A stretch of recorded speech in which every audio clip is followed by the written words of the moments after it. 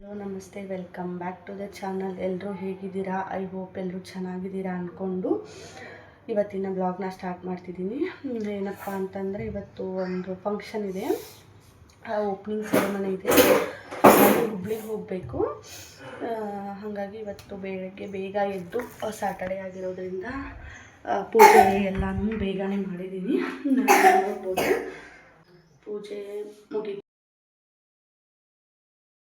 ಹಾಲು ಕಾಯಿಸ್ಬೇಕು. ಟಿಫನ್ ಏನು ಮಾಡಬೇಕು ಅಂತ ಇನ್ನೂ ಗೊತ್ತಾಗ್ತಿಲ್ಲ.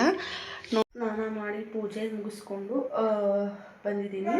ಇನ್ನೂ ಟಿಫನ್ ಏನೂ ಮಾಡ್ಕೊಂಡಿಲ್ಲ. ನೋಡಬೇಕು ಎಲ್ಲರೂ ಏನು ತಿಂತಾರೆ ಅದನ್ನು ಮಾಡಬೇಕು.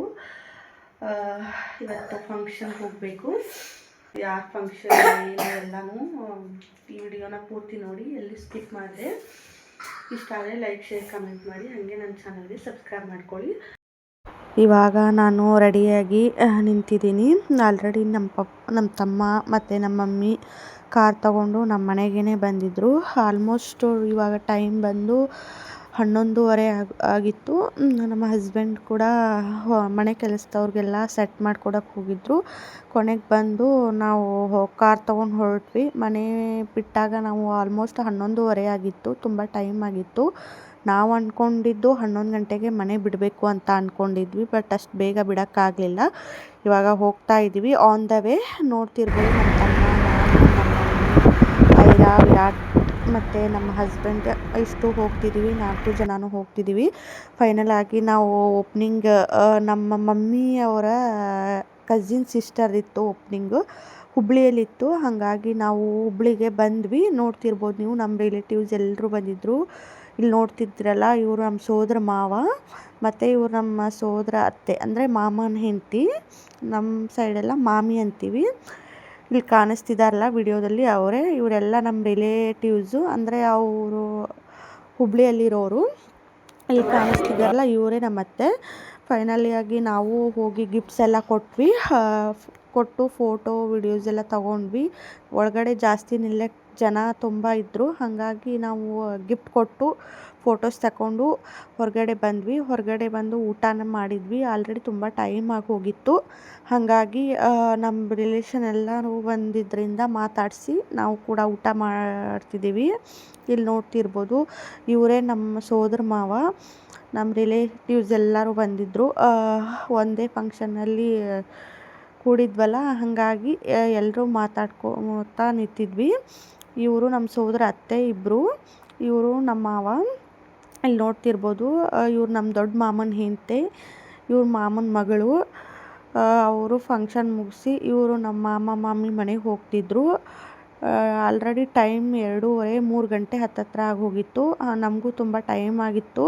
ಹಾಗಾಗಿ ಇಲ್ಲಿ ನಮ್ಮ ಆಂಟಿ ಮಗಳು, ಅಂದರೆ ನಮ್ಮ ತಂಗಿ, ನಾನು ಅವಳು ಇಬ್ಬರು ಕೂಡಿ ಹೋಗ್ತಿದ್ದೀವಿ.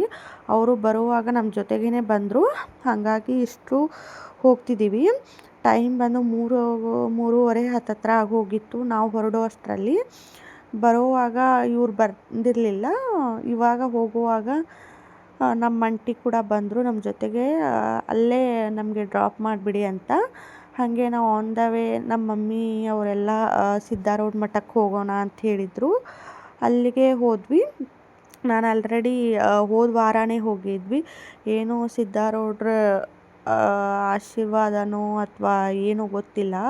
ಕರೆಕ್ಟಾಗಿ ಹೋದ ಸ್ಯಾಟರ್ಡೇನೇ ಹೋಗಿದ್ದೆ ನಾನು ಸಿದ್ಧಾರೂಢ ಮಠಕ್ಕೆ. ಮತ್ತು ಇದೇ ಸ್ಯಾಟರ್ಡೇ ಹೋಗೋ ಅಂತ, ಅಂದರೆ ಸಿದ್ಧಾರೂಢ ಮಠಕ್ಕೆ ಬರುವಂಥ ನನಗೆ ಪರಿಸ್ಥಿತಿ ಬಂತು. ಸೊ ತುಂಬ ಖುಷಿ ಅನ್ನಿಸ್ತು. ನಾನು ಲಾಸ್ಟ್ ಟೈಮ್ ಆ ವಿಡಿಯೋ ಹಾಕ್ತೀನಿ. ನಮ್ಮ ಅತ್ತೆಯವ್ರು ಕಾಶಿಗೆ ಹೋಗ್ತಿದ್ರು.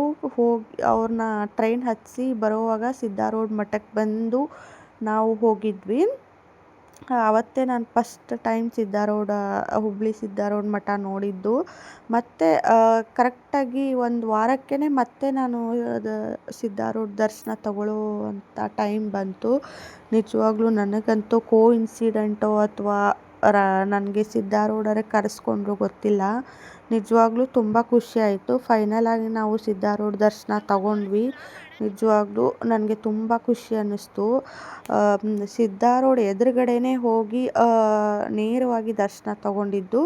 ಹಾಗೆ ನಾವು ನುಗ್ಗಿಕೇರಿ ಅಂತ ಇಲ್ಲಿ ನೋಡ್ತಿರ್ಬೋದು, ಹನುಮಂತ ದೇವರ ಗುಡಿ ಇದು.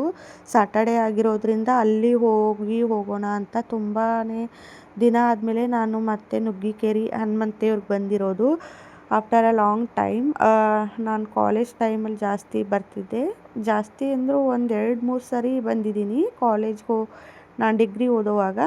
ಅದನ್ನು ಬಿಟ್ಟರೆ ಮದುವೆ ಆದಮೇಲೆ ಒಂದು ಸರಿ ನಮ್ಮ ಹಸ್ಬೆಂಡ್ ಜೊತೆ ಬಂದಿದ್ದೆ ಅಷ್ಟೇ. ಅದು ಬಿಟ್ಟರೆ ಈಗ ಬಂದಿರೋದು ಆಫ್ಟರ್ ಅ ಲಾಂಗ್ ಟೈಮ್ ಅಂತ ಹೇಳ್ಬೋದು. ಫೈನಲ್ ದರ್ಶನ ತಗೊಂಡ್ವಿ. ಅದು ಕೂಡ ತುಂಬ ಚೆನ್ನಾಗಿ ದರ್ಶನ ಆಯಿತು. ನುಗ್ಗಿಕೇರಿ ಹನುಮಂತ ದೇವ್ರ ದರ್ಶನ ಇವತ್ತು ಒಂಥರ ಟೆಂಪಲ್ ರನ್ ಅಂತ ಹೇಳ್ಬೋದು. ನಾವು ಮುಗಿಸ್ಕೊಂಡು ಹಾಗೆ ಸ್ವಲ್ಪ ವಿಶಾಲ್ ಮಾರ್ಟ್ಗೆ ಹೋಗಿ ಶಾಪಿಂಗ್ ಎಲ್ಲ ಮಾಡಿ ಇವಾಗ ಮನೆಗೆ ಹೋಗ್ತಿದ್ದೀವಿ. ನಿಜವಾಗ್ಲೂ ಈ ಡೇ ತುಂಬ ಚೆನ್ನಾಗಿತ್ತು. ಈ ವಿಡಿಯೋ ಇಷ್ಟ ಆದರೆ ಲೈಕ್, ಶೇರ್, ಕಮೆಂಟ್ ಮಾಡಿ.